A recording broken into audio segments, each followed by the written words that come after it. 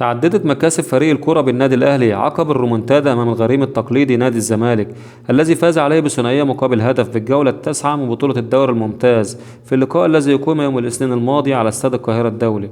ولم يقف فوز الأهلي على حصد الثلاث نقاط والارتقاء للمركز الثالث في جدول ترتيب الدوري الممتاز وتقليل الفارق مع الزمالك لنقطتين، وإنما هناك أكثر من مكسب حققه المارد الأحمر. ستة مكاسب للأهلي بعد فوزه في مباراة القمة: واحد، عودة الروح وعودة شخصية الأهلي، ومفيش أجمل من كده عودة من خلال الفوز على الزمالك.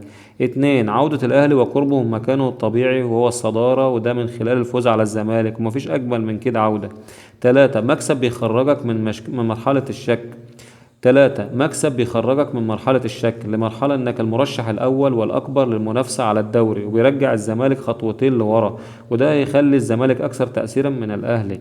أربعة، مكسب مهم ظهور الشناوي بشكل فيه قيادة للفريق، وده بأدائه وده بإنقاذه لهدف مؤكد في بداية اللقاء، وحتى ضربة الجزاء عمل اللي عليه في الأولى وصدها. الشناوي ظهر بشكل مميز جدا.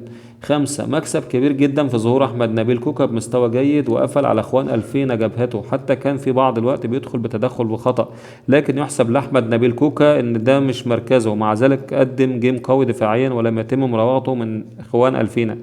ستة، المكسب الأهم والأفضل بالنسبة لي دخول حسين الشحات وتأثيره في نتيجة اللقاء، لأن أنا واحد من الناس اللي بتدعم حسين الشحات. مكاسب أخرى: أسيست محمد شريف اللي وصلنا إننا نسجل هدف من لعب جماعي رجعنا بيه للقاء. ظهور أشرف بن شرقي بشكل جيد دفاعيا في لقطة هي الأهم.